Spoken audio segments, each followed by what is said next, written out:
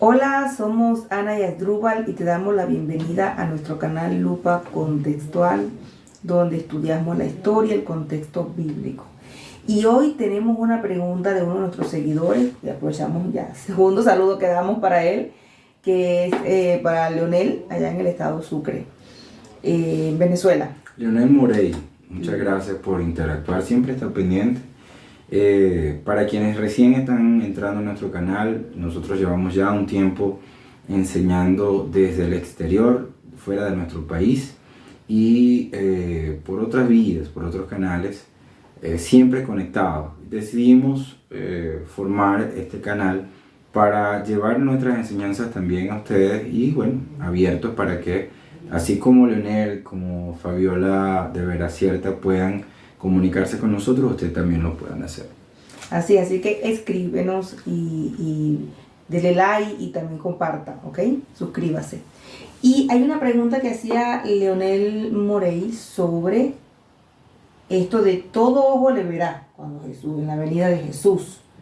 ¿Cómo? Y mucha gente piensa eso, mucha gente se hace esa pregunta, ¿y cómo hace eso que todo ojo le va a ver? O sea, yo voy a estar aquí, ya vino Cristo, comenzamos por la ventana, está bajando del cielo. ¿Cómo es ese proceso de todo ojo le verá? ¿Qué significa? ¿Cuál es el contexto de ese relato bíblico? Muy bueno. Voy a comenzar con una anécdota, ¿no?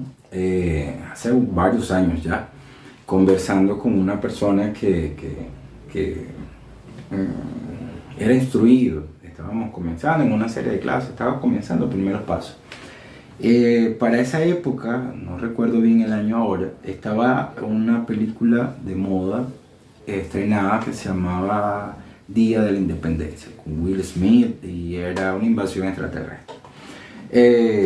Lo cierto es que, bueno, llegaban unos platillos voladores y eran súper inmensos, prácticamente cubría el tamaño de toda Manhattan, Washington, y una película de ciencia ficción.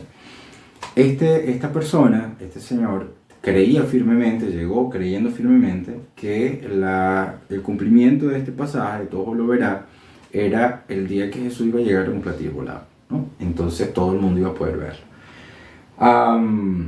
Como estas, hay muchas otras creencias que salen, o otros conceptos que salen de este pasaje y se malentienden, o se malinterpretan, o se tratan de explicar de alguna manera. Cuando pasamos el año 2000, me acuerdo, fue el efecto Y2K, que era el efecto de cambio de año, el cambio de siglo, y cómo iba a afectar a las computadoras, a los bancos, y fue un boom. Quienes vivimos esa experiencia de cambio de siglo, nos podemos acordar qué pasaba en ese momento. Entonces, otra teoría era sencillamente que a través de la internet, Jesús se iba a manifestar y todo el mundo, la única manera de que todo el mundo lo viera era a través de una transmisión simultánea a nivel mundial. Entonces Jesús se iba a manifestar a través del internet. Entonces por eso se creyó que el año 2000 se iba a acabar el mundo. Luego vino 2012, que el calendario maya decía que también se iba a acabar el mundo. Y mucha gente dijo que en el 2012, por el significado del 12, porque eran los 12 apóstoles, las 12 tribus de Israel y muchas otras teorías. Entonces decimos cuáles, pero entonces ¿qué es lo que realmente significa? Que era la pregunta de Leonel. Y para eso tenemos que ir al libro. Un video anterior, Ana hablaba acerca del Apocalipsis, de sus metáforas, de sus alegorías, de sus símbolos. Y es así, tenemos que cuando agarramos el libro de Apocalipsis, entender que no vamos a leer un libro profético que estaba pronosticando hechos posteriores. El libro de Apocalipsis es un libro prácticamente de protesta. Incluso la palabra Apocalipsis no habla acerca, y nosotros cuando escuchamos Apocalipsis estamos asumiendo que es el final de una cosa, ¿no? Eso fue el Apocalipsis, o sea, todo se terminó, fin del mundo. Entonces no es así. La palabra Apocalipsis significa revelaciones. Incluso cuando usted agarra su Biblia, dice arriba el libro de las revelaciones de Juan. Entonces, ¿por qué revelaciones? Estaba hablando acerca de lo que sucedía en el momento, estaba hablando acerca de lo que estaban sufriendo los creyentes, y todo a través de alegorías. Un pasaje entre tantos muy famosos del libro de Apocalipsis es el número de la bestia, que es el 666, ¿no? Y nuevamente, el subconsciente colectivo se llena de información a través de lo que va sucediendo. Y por quienes somos un poco más adultos, más maduros, vivimos también la época de Demian, de la profecía, donde el niño tenía marcado el 666 y era el hijo del diablo, el anticristo que iba a venir. Entonces, pero no se trata de eso. El libro 666, ese número de hombre, que es el número de la bestia, Juan se estaba refiriendo a Nerón, ¿okay? Y usted lo puede investigar, puede confirmarlo, porque era en ese tiempo, por ejemplo, decían la mujer que yo amo, cuyo número es 778. Significaba que la traducción de cada número, cada letra, era el nombre Ana, por ejemplo. Entonces, o sea, que eran códigos de la época que existían, claro, se comunicaban, y 666 era Nerón, y uno teniéndole miedo a ese número por todas partes, porque era Satanás. Y ya hablando acerca yo estoy entregándome la edad. Mi mamá, por ejemplo, mi madre, usaba un lenguaje que en su época era muy común, pero en mi época no existía, que era el cuti. Entonces, cutilá, cutisí, cutino, y hablaban en clave. Y eso existió después, en otras generaciones también lo practicaron. Entonces, volviendo al libro, el libro tiene muchas imágenes, igual de la bestia, igual de los 4 seres vivientes, los 24 ancianos, el trono, cada cosa tiene una imagen. Y yo quiero leer el saludo en la versión de la Reina Valera 1960 del primer capítulo del libro de Apocalipsis, ¿no? Entonces él comienza, dice: la revelación de Jesucristo que Dios le dio para manifestar a sus siervos las cosas que deben suceder pronto, y declaró enviándola por medio de su ángel a su siervo Juan. Este primer versículo ya nos deja ver que no es un escrito en primera persona. Quiere decir que alguien escribió y le está adjudicando la autoría a Juan. Dice que ha dado testimonio de la palabra de Dios y del testimonio de Jesucristo y de todas las cosas que ha visto. ¿Okay? Bienaventurado el que lee, que las oye, las palabras de esta profecía, y guarda las cosas en ellas escritas, porque el tiempo está cerca. Verso 4. Juan, a las 7 iglesias que están en Asia, gracia y paz a vosotros, del que es, el que era y el que ha de venir, y de los 7 espíritus que están delante de su trono, y de Jesucristo, el testigo fiel y el primogénito de los muertos, y el soberano de los reyes de la tierra, al que nos amó y nos lavó de nuestros pecados con su sangre, y nos hizo reyes y sacerdotes para Dios su Padre. A él sea la gloria, el imperio por los siglos de los siglos. Amén. Y dice el verso 7: he aquí que viene con las nubes, y todo ojo lo verá, y lo que le traspasaron, y todos los linajes de la tierra harán lamentación por él. Sí, amén. ¿Okay? Y termino con el verso 8. Yo soy el alfa y la omega, el principio y fin, dice el Señor, el que es, el que era y el que ha de venir, el Todopoderoso. ¿Por qué le leo este versículo? Porque es importante, cada vez que uno agarra una porción, que es la pregunta de Leonel, ¿cómo es esto de todo ojo lo verá?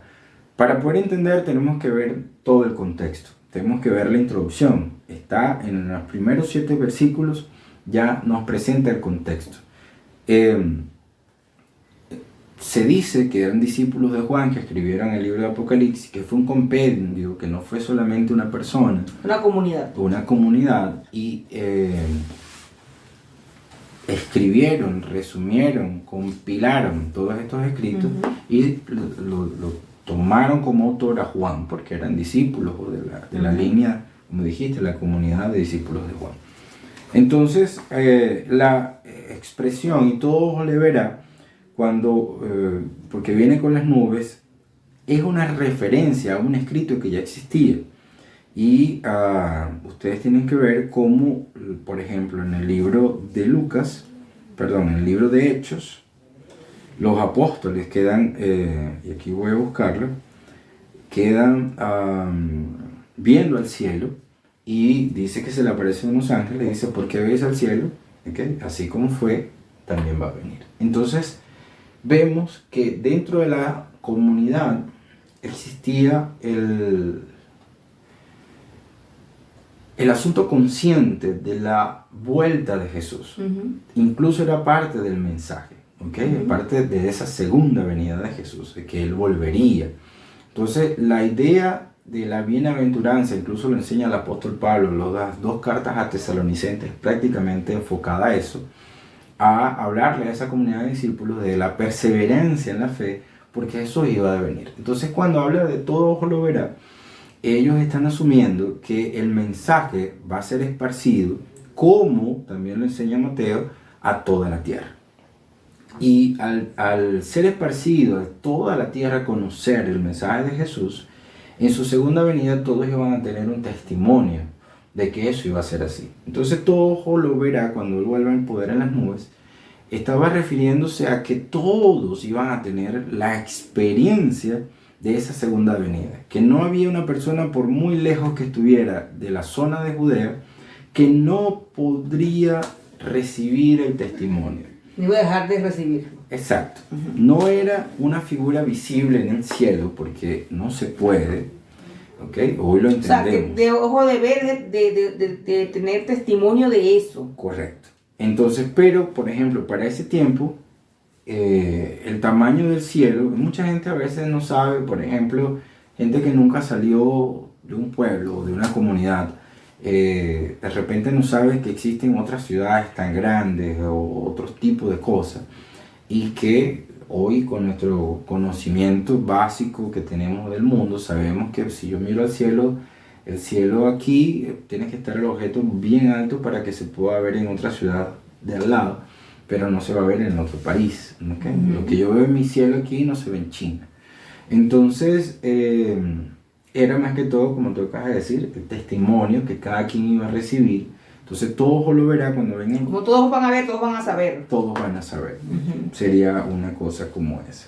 Ahora, ya que nombra aquí los 7 espíritus delante de su trono, viene nombrando esto, ¿cómo es en ese caso, cómo es interpretación también? Porque a qué se está refiriendo eso de los 7 espíritus, porque viene hablando a todos Olivera y todo, es una interpretación, pero hace como alguna espiritualidad aquí de los 7 espíritus, delante del trono, porque ellos estaban creyendo que Jesús era ese Mesías que Israel estaba esperando para esa época, imagino, o no. Porque pudo haber surgido después. Estamos claros que con los siglos fueron surgiendo cosas. Aquí hay interesante, una cosa bien interesante, que es la siguiente. Esto es una introducción, ¿okay? Una introducción del libro. Y habla acerca de esos 7 espíritus que más adelante comienza a hablar también, y de los 7 ángeles y de los 7 sellos. Y entonces comienza a expresar una figuración, ¿no? Incluso van a notar, y les invito también a leer el libro de Apocalipsis, van a notar que el número 7 en cantidad, el número 4, el número 24, aquellos elegidos, ¿okay? Por los 144,000, y todos son múltiplos de 12, ¿no? O múltiplos de 7, o a veces cuando se habla de 1. Entonces toda esa numerología bíblica, que más allá de tener una función espiritual, son nuevamente, como tú dijiste al comienzo, son alegorías. O sea, que para los lectores de ese tiempo tenía un significado. Hablar de los 7 espíritus que están delante del trono. Entonces, la pregunta nueva sería, o sea, ¿de qué se trata esos 7 ¿A quién espíritus? se refería entonces? Y aparte, ¿quién es adelante del trono? ¿Quién estaba ante ese trono? Y para ellos era... No, y fíjate que él no menciona, sino él comienza introduciendo esta parte de un trono, ¿ok? Y luego lo vamos a ver en el capítulo 4 de Apocalipsis. Pero habla acerca de un trono y habla de 7 espíritus. Entonces es una introducción de cómo se va a desenvolver más adelante el texto, ¿entiendes? Entonces cómo se va a interactuar, y él habla acerca de Jesús. Y me llama la atención porque él lo llama, dice, el que es, el que era y que ha de venir, y dice el Todopoderoso. Le adjudica, ¿okay? Este atributo divino de Dios a Jesús. Entonces el libro de Apocalipsis nos está preparando para lo que viene, donde la demostración de que Jesús era Dios. Entonces, ahorita lo podemos decir, lo podemos hablar y parece normal, sí, Jesús es Dios. Jesús es el Hijo de Dios, pero también es Dios, ¿no? Porque nuestra enseñanza occidental, nos los enseñaron así, pero en aquel momento era algo crítico, o sea, era algo que no se podía confirmar, era algo que no se podía demostrar, es algo incluso que se debía cuestionar. Entonces habían otras creencias más fuertes donde se decía que Jesús no podía ser divino, porque si Jesús era divino, entonces no pudo haber muerto. Y si Jesús, como no pudo haber muerto, entonces no redimió de ningún pecado. Y si no redimió de ningún pecado, entonces no es el Salvador ni el Cordero de Dios que quita el pecado del mundo. Entonces, todas estas cosas eran cuestionadas, y por eso el libro de Apocalipsis es un libro prácticamente de denuncia, de combate contra las herejías que existían en el momento, pero para dejar sentado quién era Jesús dentro de la fe, ¿okay? Y denunciar a aquellas que se ponían, no solamente dentro de las corrientes religiosas, sino también de fuera, como en el caso de Nerón, que los estaban matando. Era literal. Incluso Juan fue enviado a la isla de Patmos, que también nos narran en el libro de Apocalipsis, y fue porque fue sencillamente un exilio. Entonces era un hecho común, una práctica común dentro de los romanos, y se aprovecha todo este libro, toda esta narración para eso, ¿okay? Entonces es muy interesante el libro, pero ahora voy a decir una cosa: el libro de Apocalipsis no solamente no es el libro del fin del mundo, tampoco, ¿okay?, es el libro de las profecías de lo que iba a suceder.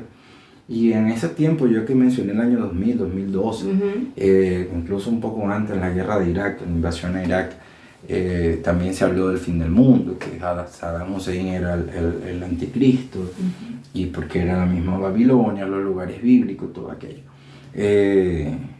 Y había un personaje muy famoso que era Nostradamus también. Entonces se Es decir, las profecías de Nostradamus, que se iban a cumplir, que se estaban cumpliendo. Porque y que Nostradamus se combinaba con las profecías del Apocalipsis, y que era tal cosa. Entonces todo eso es lo que ha motivado todos estos videos, ¿okay? Toda cosa que está fuera de contexto, que se saca una porción para hacer de eso una idea, una opinión, una enseñanza, hay que llevarlo al contexto. Y eso se mezcla un poco con la cuestión de todo ojo le verá.